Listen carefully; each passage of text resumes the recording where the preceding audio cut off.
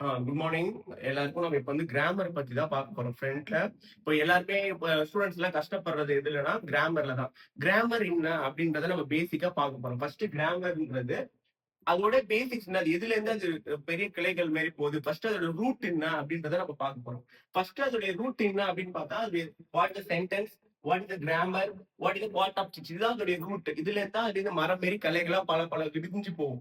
First நீங்க பாத்தீங்கன்னா கிராமர்ன்றது எதுக்காக சொல்றதுன்னா, ஒரு விஷயத்த ப்ரொஃபஷனலா சொல்றது. இப்ப ஒரு ப்ரொஃபஷனலா நீங்க ஒரு ஃபார் எக்ஸாம்பிள் ப்ரொஃபஷனலா ஒரு எழுதுறீங்கன்னு வச்சுக்கோங்களேன். ஒரு லெட்டர் எழுதுறீங்க. சார் எனக்கு உடம்பு சரியில்ல. எனக்கு இது குடுத்துருங்க அப்படின்னு சொல்லிட்டு நீங்க எழுதுனீங்கன்னா எல்லாருக்கும் அது புரியாது. அதனால தான் ஒரு கிராமர் ஒரு ப்ரொசீஜரா எல்லாருக்கும் உலகம் ஃபுல்லா நீ எழுதுற லெட்டர் யார் பார்த்தாலும் புரியுற அளவுக்கு கொண்டு வந்ததா கிராமட்டிக்கலா எழுதும்போது எல்லாருக்குமே புரியும். ப்ரொஃபஷனலா எல்லாருக்குமே. அதுக்காக தான் கிராமர். கிராமர்ன்றது correct sense of writing the conversation. Correct சென்ஸ்ல எழுதணும். கரெக்டா இந்த உலகத்துல எவன் படிச்சாலும் அது அந்த சென்டென்ஸ் அவனுக்கு புரியணும். நல்லா இங்கிலீஷ் படிச்சவனுக்கு. நீ சாதாரணமா புரியுதுன்னா அவனுக்கு வந்து புரியாது. சில சைனீஸ்காரன் வந்து வேற மாதிரி புரிஞ்சிருப்பான். அவனுக்கு நீ ஒரு சென்டென்ஸ் நீ மிஸ் பண்ணி எழுதும்போது அவனுக்கு புரியாது. பட் நீ ப்ரொஃபஷனலா எழுதும்போது அது அவன் மேலிடத்துல காமிக்கும் போது அவன் புரிஞ்சுப்பான். அண்ட் அனதர் ரைட்டிங்கும் also very important for grammar. ரைட்டிங்க்கும் கிராமர் ரொம்ப ரொம்ப ரொம்ப முக்கியம். நான் இது only for Tamil medium students தான் நான் ரொம்ப ஃபோக்கஸ் பண்ணி சொல்றேன். ஏன்னா தமிழ் ஸ்டூடெண்ட்ஸ் தான் ரொம்ப கஷ்டப்படுறாங்க கிராமர்ல. பட் நீங்க ஒரு பேசிக்ஸை மட்டும் தெரிஞ்சுட்டீங்கன்னா உங்களுக்கு அதுக்கப்புறம் நீங்க கொண்டு போறது எல்லாமே ஈஸியா இருக்கும் உங்களுக்கு. ஃபார் எக்ஸாம்பிள், முக்கியமா கிராமர் கேட்கறவங்க யாரா இருப்பாங்கன்னா ஒரு நல்ல ப்ரொஃபஷனல் இருக்கவங்க தான் கிராமர் கேட்பாங்க. மோஸ்ட்லி சாதாரணமா ஒரு கான்வர்சேஷனுக்கு நம்ம தேவைப்படாது. ஒரு ப்ரொஃபஷனலா ஒரு லெட்டர் எழுதும்போது கம்பல்சரி நமக்கு கிராமர் தேவைப்படும். ஏன்னா லெட்டர் ப்ரொஃபஷனலா எல்லா இடத்துலயும் நம்ம காமிக்க போற இடம். நம்ம ஒரு ஒர்க்குக்கு போறோம் அப்படின்னா ஒரு ரைட்டிங் காமிக்கும் போது என்ன இவருக்கு கிராமட்டிக்கலாவே எழுத தெரியல அப்படின்ற போது நமக்கும் அந்த இடத்துல ஒரு தலைக்குனிவா இருக்கும். அதனால நீங்க ரைட்டிங்க்கும் கிராமர் ரொம்ப ரொம்ப முக்கியம். அதான் மெயின் ப்ரொஃபஷனல் நீங்க வந்துட்டாலே கிராமர் ரொம்ப இம்பார்ட்டன்ட்.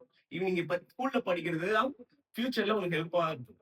சரி, நெக்ஸ்ட் நம்ம கிராமர் என்ன பார்த்தோம்? ஒரு correct sense of writing with the proper way of writing. This is the grammar. ஓகேவா? நெக்ஸ்ட் வந்து கிராமர் ஃபர்ஸ்ட் நம்ம என்ன சொல்றாங்கன்னா எல்லாமே சென்டென்ஸ் தான் இந்த உலகத்துல. இப்ப நான் பேசுறதே ஒரு சென்டென்ஸ் தான். எல்லாமே ஒரு சென்டென்ஸ் போது நம்ம ஃபர்ஸ்ட் வாட் இஸ் சென்டென்ஸ் நமக்கு தெரியணும். Sentence the group of words நம்ம எல்லாருமே சொல்லுவாங்க. Sentence the group of words. ஆனா எல்லா சென்டென்ஸ்லயும் முக்கியமா இருக்க வேண்டியது ரெண்டே விஷயம். ஒன்னு நவுனு, ஒன்னு சப்ஜெக்ட், நெக்ஸ்ட் வந்து வெர்ப். இது ரெண்டுமே கம்பல்சரி இருந்தா மட்டும்தான் அது சென்டென்ஸ். அப்படி நீங்க சும்மா அப்படி எல்லாரும் குரூப் ஆஃப் வேர்ட்ஸ் சொல்லிட்டு ப்ரிப்போசிஷன் இது இன்னு வாஸ் ரெண்டு வேர்ட்ஸ் இருக்கு, அதை எடுத்து நான் போடுறேன், எனக்கு ஒரு சென்டென்ஸ் கிரியேட் ஆயிடுமானா கிரியேட் ஆகாது. கம்பல்சரி ஒரு சப்ஜெக்ட் இருக்கணும். அது என்ன பண்ணுது அப்படின்ற ஒரு ஆக்டிவ் கண்டிப்பா இருந்தா மட்டும்தான் ஒரு சென்டென்ஸ் கம்ப்ளீட் ஆகும். அப்படி நீங்க அப்படி சொன்னாதான் ப்ராப்பரான சென்டென்ஸ். நீ சும்மா குரூப் ஆஃப் வேர்ட்ஸ் நீ ரேண்டமா சொல்லும் போது உனக்கு புரியாது. நம்மளே தோல்வி பண்ணல, குரூப் ஆஃப் பேர்ட்ஸ் சொல்லிட்டாங்க, இன்னும் வாக்கு ரெண்டுத்தையும் போட்டு பார்த்தா அது குரூப் ஆஃப் பேர்ட்ஸ் தான். அது ரெண்டு பேர்ட்டா ஒண்ணுனா ஒரு வேர்டு, ரெண்டு பேர்ட்ஸ் சேர்ந்தா அது குரூப் ஆஃப் பேர்ட்ஸ் தானே. இன்னும் வாசல் எக்ரோன் போடுறேன், இது ஒரு சென்டென்ஸ் கிரியேட் ஆயிடுமா? கிரியேட் ஆகாது. எப்பயுமே ஒரு சென்டென்ஸுக்கு main important subject and verb. இது ரெண்டும் இருந்தா மட்டும்தான் ஒரு சென்டென்ஸ் கிரியேட் ஆகும். இப்ப என்ன பத்தி பேசணும், இல்ல அடுத்தவங்களை பத்தி பேசணும், இல்ல ஒரு நேச்சுரல் சன்னை பத்தி பேசணும். சன் இஸ் பிரைட் அது மாதிரி பேசும்போதுதான் சென்டென்ஸ் கம்ப்ளீட் ஆகும். சும்மா இன்னும் வாசல் போட்டு சொல்றாங்களே தேரியல, இந்த கிராமர் தெரியாதுலாம் சொல்லுவாங்க, இன்னும் வாக்கு போட்டு எழுதிருப்பா ரைட் ஆயிடும் அப்படின்னு சொல்லுவாங்க. அதுக்காக தான் நான் இந்த இடத்துல எலாபரேட்டா சொல்றதுக்கு காரணமே அதான். இன்னும் வாக்கு போட்டு எழுதிருப்பா அப்படின்னு சொல்லுவாங்க எல்லாருமே. ஆனா நீ இதுக்கப்புறம் இன்னும் வாக்கு போட்டு எழுத தேவையில்ல. ஒரு சப்ஜெக்ட் ஒரு சென்டென்ஸ்ல இருக்கா நீ பார்த்து எழுதினாலே அந்த சென்டென்ஸ் கம்ப்ளீட் ஆயிடும். நீ தப்பா எழுதினாலுமே அதுல வந்து டென்ஸ் மிஸ்டேக் இருக்கும். நம்ம டென்ஸ் ஃபியூச்சர்ல பார்க்கலாம். டென்ஸ் எப்படி நம்ம மிஸ்டேக் இல்லாம எழுத நம்ம இன்னும் கொஞ்சம் ஃபியூச்சர்ல பார்க்கலாம். நமக்கு முக்கியமான இப்ப நீ ஃபோக்கஸ் பண்ண வேண்டியது சப்ஜெக்ட் வெர்ப். நீ ஒரு சென்டென்ஸ் நீ கதை விட போற, கதை அடிக்க போற அப்படின்னா ஒரு சப்ஜெக்ட் அதுல வெர்ப் இருக்கா நீ பாத்துக்கோ, அதை வச்சு கதடி. அதை கதடிச்சாலே ஒரு மார்க் அசால்ட்டா வந்துடும். சும்மா இன்னும் வாக்கு போட்டு நீ குரூப் ஆஃப் வேர்ட்ஸ் சான்ஸ் சொன்ன சென்டென்ஸ் மேக் பண்ணிடலாம்னு சொல்லிட்டு விட்டுறக்கூடாது. இது உங்களுக்கு புரிஞ்சிருக்கும். நெக்ஸ்ட் சென்டென்ஸ்ல என்னென்ன டைப் இருக்கு. இப்ப நான் வந்து பேசிட்டு இருக்கேன், ஒரு சாதாரண ஒரு இன்ஃபர்மேஷன். இப்ப ஃபர்ஸ்ட் கிராமர் பத்தி ஒரு இன்ஃபர்மேஷன் கொடுத்தேன். கிராமர் ரொம்ப முக்கியம் அப்படின்றது ஒரு ஸ்டேட்மெண்ட். நான் ஒரு இன்ஃபர்மேஷனா கொடுக்குறேன்ல, அதனால அது வந்து இன்ஃபர்மேட்டிவா இருக்குது. நியூஸ் அதெல்லாம் வந்து ஸ்டேட்மெண்டா சொல்றது. நெக்ஸ்ட் வந்து இன்டர்கேட்டிவ். நெக்ஸ்ட் நம்ம எப்படி சென்டென்ஸ் உருவாக்கணும், கொஸ்டின் கேட்போம். எனக்கு இது புரியல சார், அது புரியல சார் அப்படி கேட்கறது வந்து இன்ட்ராகேட்டிவ் அப்படின்னு சொல்லுவாங்க. அதுல வந்து கண்டிப்பா ஒரு கொஸ்டின் மார்க் இருக்கும். இதான் டைப் ஆஃப் சென்டென்ஸ். நெக்ஸ்ட் வந்து இம்பரேட்டிவ். நம்ம வந்து திடீர்னு கட்டளை இடுவோம்ல, டேய் இத பண்றா, டேய் இத பண்றா, two it now, take that. இதுல வந்து சிம்பிளா சொல்றது. நீங்க ஃபார் எக்ஸாம்பிள் இது கூட குரூப் ஆஃப் இப்ப டூ இட்னு சொல்றோம். டூ இட் டூ இட்னு சொல்றோம். இம்பரேட்டிவ்னா கட்டளை வாக்கியம். நம்ம ஏதாவது ஒரு கமெண்ட் பண்றது. ஓகேவா? டூ இட் சொல்றோம். டூ இட்ல பாரு, டூ இட்ல டூ வந்து வெர்ப், இட் வந்து சப்ஜெக்ட். இட் வந்து சப்ஜெக்ட். நீங்க பாருங்க, ரெண்டே சென்டென்ஸ் தான் ஒரு சென்டென்ஸ் உருவாக்குது. அந்த சென்டென்ஸ்ல பாத்தீங்கன்னாலே ஒரு சப்ஜெக்ட் பிரசன்ட் ஆயிருக்கு, ஒரு வெர்பும் பிரசன்ட் ஆயிருக்கு. அப்படி இருந்தா மட்டும்தான் இது கம்ப்ளீட் ஆகும். சும்மா ரெண்டு வெர்ப் எடுத்து வந்து டூ டூ அப்படின்னு போட்டா it's not a sentence. It's not A complete sentence. முக்கியமா நீங்க பார்க்க வேண்டியது சப்ஜெக்ட் கம்பல்சரி இருக்கும், வெர்ப் கம்பல்சரி இருக்கும். எல்லா இதுலயுமே நீங்க கொஸ்டின்ல நீங்க பார்த்தாலும், கொஸ்டின் இந்த இன்டராக்டிவ் சென்டென்ஸ்ல பார்த்தா கூட வேர் யூ ஃப்ரம் அப்படி கொஸ்டின் கேட்கிறோம் அப்படின்னா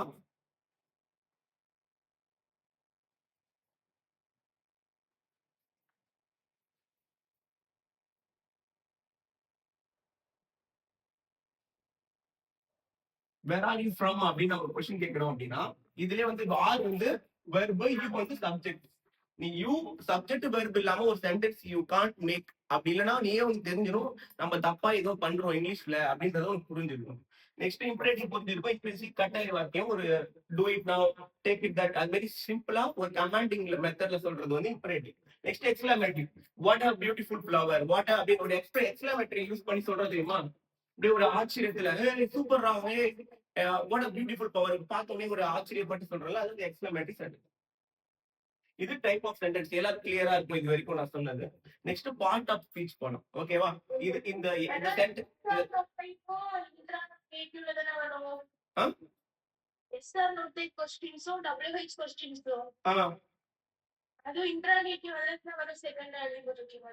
இல்ல, அது இன்டராக்டிவ்ல தான் வரும். அது கொஸ்டின் மார்க் வந்தாலே அது இன்டராக்டிவ் தான். கொஸ்டின் மார்க் நீங்க பிரசன்ட் பண்ணாலே அது கண்டிப்பா அது இன்டராக்டிவ் தான். இம்பரேட்டிவ்னால சின்ன ஸ்மால் வேர்ட்ஸ் தான் வரும். ஓகே, எக்ஸ்க்ளமேட்டரி நல்லா எக்ஸ்பிளைன் பண்ணி சொல்றது, ஒரு ஆச்சரியத்துல சொல்றது. For example what a beautiful girl, what a beautiful flower அப்படின்னு நம்ம எக்ஸ்பிளைன் பண்ணி சொல்றது. நெக்ஸ்ட் இந்த சென்டென்ஸ்லயே பல விதமா பிரிக்கிறாங்க. இந்த சென்டென்ஸ்ல பல விதமா பிரிக்கிறதா வந்து இந்த நவுனு, வெர்பு எல்லாமே. ஃபர்ஸ்ட் நவுன் எடுத்துப்போம். இதான் பார்ட் ஆஃப் ஸ்பீச். ஸ்பீச் பண்றதுக்கு இந்த 8 திங்ஸும் கம்பல்சரியா தேவைப்படும். நீ ஒரு கிராமர்ல எடுத்தாலே இந்த இந்த நாலுத்தையும் நீ எப்படி டிஃப்ரெண்டா யூஸ் பண்றியோ அதுலதான் உன்னுடைய திறமையே இருக்கு. இப்ப இந்த நாலுத்தையும் தெரிஞ்சுட்டேன்னா உனக்கு கதை அடிக்க தெரிஞ்சிச்சு, இங்கிலீஷ்ல கதை அடிக்க தெரிஞ்சிச்சுன்னு அர்த்தம். அது நீ எப்படி எலாபரேட்டா தெரிஞ்சுக்கிறியோ அதை வச்சுதான் நீ இப்ப நீ வந்து கதை அடிக்க முடியும், ஈஸியா நீ இங்கிலீஷ்ல நல்ல மார்க் எடுக்க முடியும். ஒரு மேம் சொல்லி கொடுக்குறாங்கன்னா இது எது சப்ஜெக்ட் எது நவுனு அப்படின்னு உனக்கு கம்பல்சரி தெரிஞ்சிடும். ஃபர்ஸ்ட் வந்து நவுனை பார்ப்போம். நவுன் அப்படின்னா ஒரு பர்சனை குறிக்கிறது. For example I talk about me. ஓகேவா? ஐ வந்து நான் அப்படின்னு ஒரு ஒரு மெயின் பர்சனை குறிக்கிறது. பர்சன் அது பிளேஸ். சன் சன் செட் இன் த ஈஸ்ட். அது மாதிரி சன்னு தான் அதுல நவுன். முக்கியமான ஒரு பர்சன் யாரை பத்தி பேசுறோமோ அதுதான் நவுன். அதே நவுனை கொஞ்சம் எலாபரேட் பண்ணி கொஞ்சம் ஐ ஆம் handsome person, you are a beautiful girl அப்படின்னு நவுனை வந்து நல்லா கொஞ்சம் எக்ஸாபரேட் பண்ணி சொல்றது வந்து அட்ஜெக்டிவ். இப்ப சில சில இடத்துல வந்து நம்ம ஒரு சென்டென்ஸ் யூஸ் பண்றோம். சன்னை பத்தி பேசிட்டு இருக்கோம். சன் இஸ் வெரி பிரைட் அப்படின்னு சொல்லிட்டு ரிப்பீட்டா அதை யூஸ் பண்ணக்கூடாதுன்னு சொல்லிட்டு தான் ப்ரொனோன் வச்சிருக்காங்க. ப்ரொனோன்றது ஐ, ஹி, ஷி. அதான் நவுனுக்கு பதிலா நீ எதை யூஸ் பண்றியோ அதான் வந்து I M A doctor. First உன் நேம பத்தி எக்ஸ்பிளைன் பண்ணிட்டு next I I want to become a doctor அப்படின்னு எழுதுற அப்படின்னா தட் இஸ் த ப்ரொனோன். இது உனக்கு பதிலா திருப்பி திருப்பி உன் name Gangadharan is a good boy, Gangadharan is a bad boy அப்படின்னு மாத்தி மாத்தி கங்காதரன் கங்காதரன் கங்காதரன் வரும்போது கேட்கறவங்களுக்கு ஒரு இதுவா இருக்கும். அதுக்கு பதிலா நம்ம யூஸ் பண்றதா ப்ரொனோன். திருப்பி திருப்பி ரிப்பீட்டேஷன் வராம இருக்கிறதுக்காக நம்ம யூஸ் பண்றது ஐ, ஷி, இட், வாஸ் எல்லாமே. இது இது உங்களுக்கு கிளியரா இருக்கும்னு நினைக்கிறேன். நெக்ஸ்ட் வந்து வெர்ப். வெர்ப்னா ஒரு பொருளை ஒரு வினையா செய்யறது, ஒரு ஆக்ஷன். ஆக்ஷன் சொல்லுவாங்க. அதை வந்து எப்படின்னா நான் வந்து இப்ப பேசிட்டு நான் வந்து சொல்லி கொடுத்துட்டு இருக்கேன். I am teaching. ஓகேவா?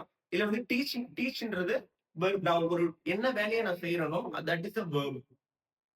இப்போ வந்து he is reading, he study அப்படின்றது வெர்ப். இப்ப இந்த வெர்ப் வந்து எக்ஸால்கேட் பண்றது. இந்த ஆட்னாலே ஏதாவது ஒண்ணு கூட ஆட் பண்ணி சொல்றதுன்னு அர்த்தம். அட்வர்ப்னா இது கொஞ்சம் ஆட் பண்ணி சொல்லுது. ஹி ஸ்டடி வெல் அப்படின்னு சொல்றது அவன் நல்லா படிக்கிறான் அப்படின்றது. ஹி ஸ்டடினா just a verb. He study well அப்படின்றது அட்வர்ப். அது கூட நல்லா என்கரேஜ் பண்ண அவன் நல்லா படிக்கிறான், சூப்பரா படிக்கிறான் அப்படின்னு சொல்றது வந்து வெர்ப வெர்ப டார்கெட் பண்ணி சொல்றது அட்வெர்ப். அதே நீ வந்து நான் நவுன டார்கெட் பண்ணி சொன்னேன், இஸ் அ பியூட்டிஃபுல் கேர்ள் அப்படின்னு சொல்ற அப்படின்னா தட் இஸ் அட்ஜெக்டிவ். நெக்ஸ்ட் வந்து ப்ரிப்போசிஷன். ப்ரிப்போசிஷன்னா சும்மா ஃபார் எக்ஸாம்பிள் உங்க வீட்ல வந்து ஒரு கிளாக் வாங்கிட்டு வராங்க. ஃபார் எக்ஸாம்பிள் கிளாக் வாங்கிட்டு வரும்போது என்ன இது கிளாக் அங்க மாட்டு அப்படின்றாங்க. எங்க மாட்டுறது? செவுத்துல மாட்டுங்கிறாங்க. செவுத்துக்கு மேல மாட்டுறது. கரெக்ட்டா சொல்றது. On the fix the clock on the wall அப்படின்னு சொல்றது. இப்ப வந்து ஒரு இந்த பேக்ல வை அப்படின்னு சொல்றோம். பேக்குக்கு உள்ள வைன்னு சொல்றதுதான் ப்ராப்பரான மெத்தட். இன் இன்னு on clock is on the wall அது மாதிரி இன்னும் ஆனுங்கிறது ப்ரிப்போசிஷன். நெக்ஸ்ட் வந்து கன்ஜெக்ஷன். கன்ஜெக்ஷன் வந்து ரெண்டு சென்டென்ஸ் நீ மிக்ஸ் பண்ணணும்னா யூஸ் பண்றதுதான் கன்ஜெக்ஷன். ஃபார் எக்ஸாம்பிள் வந்து I I I I no I not studying well so I fail அப்படின்னு நம்ம சொல்றோம். அது வந்து சோ அன்றதுதான் அந்த அந்த வந்து conjunction. I fail because I not study well. பிகாஸ்ன்றது கன்ஜெக்ஷன். ஒரு இப்ப நான் சொல்றேன் சும்மா நார்மலா சொல்றேன்னு வச்சுங்களேன். I failed I not study well. இப்படி சொல்லும்போது ஒண்ணுமே புரியாது. ஒரு மாதிரி ஒரு ரெண்டு ரெண்டு சென்டென்ஸுக்கும் அந்த ஒரு கனெக்ஷனே இருக்காது. அந்த கனெக்ஷனை நீ கிரியேட் பண்றதுக்காக தான் அந்த கன்ஜெக்ஷன். ரெண்டுத்துக்கும் கனெக்ஷன் கிரியேட் பண்றதுக்கு நீ ஒரு சென்டென்ஸ் உள்ள வைக்கிறது தான் conjunction. I I failed because I not study well. இப்படி சொல்லும்போது ப்ரொசீஜரா கேட்கறவங்களுக்கு கிளியரா புரியும். ஏன் அவன் ஃபெயில் ஆனா இந்த காரணத்தால ஃபெயில் ஆயிட்டான். பிகாஸ்ன்றது ஒரு காரணத்தால அப்படின்ற மாதிரி வரும். Next intersection. இன்டர்செக்ஷன்றது எக்ஸ்கிளமேட்டரி மார்க்ஸ் தான். அந்த மார்க்ஸ் நம்ம கரெக்டா பிக்ஸ் பண்றது. ஹூரே, வாவ் அப்படின்னு சொல்றோம்ல, அந்த வாவ், ஹூரே அது கொஞ்சம் பாவமான ஆடாஸ் அப்படின்னு சொல்லி ஒரு கொஞ்சம் அந்த அந்த பாவமான அந்த வேர்ட்ஸ் யூஸ் பண்றதா இன்டர்செக்ஷன். இதுதான்ப்பா பேசிக்ஸா எல்லாமே. இது வந்து எல்லாமே நீங்க கரெக்டா கிளியரா உங்களுக்கு புரிஞ்சிருக்கும். நான் சொன்னது கொஞ்சம் ஸ்லோ பண்ணி பாருங்க. ஏன்னா நான் கொஞ்சம் வேகமா பேசிட்டேன். அதனால நீங்க கொஞ்சம் ஸ்லோ பண்ணி பாத்தீங்கன்னா உங்களுக்கு ஈஸியா புரியும். இது கொஞ்சம் கிளியர் ஆயிட்டு வாங்க. நெக்ஸ்ட் ஒன்னொன்னுத்தையும் நம்ம எலாபரேட்டா பார்க்க போறோம். நெக்ஸ்ட் கிளாஸ்ல இருந்து நம்ம ஒன்னொன்னுத்தையும் எலாபரேட்டா பார்க்கிறோம். இது இது இது நீங்க நல்லா ரிவைஸ் பண்ணி இதை மட்டும் நீங்க புரிஞ்சுட்டாலே ஒவ்வொரு எக்ஸாமும் நீங்க ஈஸியா எழுதிடலாம். ஓரளவு எனக்கு உனக்கு புரியவே இல்லை கலடிக்கணும் அப்படின்னு நீங்க நினைச்சா கூட இதெல்லாம் கிளியரா அந்த சென்டென்ஸ் எப்படி மேக் பண்ணு தெரிஞ்சாலே நமக்கு தெரிஞ்சதை நம்மளாலே கிரியேட் பண்ண முடியும். இப்ப எனக்கு இந்த மெத்தட்ல எனக்கு புரியல அப்படின்னு சொல்லும்போது இந்த இந்த இந்த கதை எனக்கு தெரியுது ஆனா அது எழுத வரல அப்படின்னும் போது you can use the sentence which type of sentence you have to say அப்படின்னு சொல்லிட்டு பிளான் பண்ணி நீங்க ஒரு சென்டென்ஸ்ல அந்த சப்ஜெக்ட் வெர்ப் இருக்கான்னு செக் பண்ணி நீங்க சென்டென்ஸை கிரியேட் பண்ண ஆரம்பிச்சிட்டீங்களாலே you will pass the exam. அதுல வந்து guarantee. I will guarantee that ஒரு சப்ஜெக்ட் ஒரு வெர்ப் அதுல வச்சுட்டு நீங்க எழுத ஆரம்பிச்சிட்டாலே ஓரளவு உங்களுக்கு உங்க சென்டென்ஸ் வந்து ஃபார்மேஷன் கரெக்டா இருக்கும். கண்டிப்பா நீங்க இங்கிலீஷ் எக்ஸாம்ல பாஸ் ஆயிடலாம். All the best for all. Next கிளாஸ்ல கண்டினியூ பண்ணுவோம் நம்ம.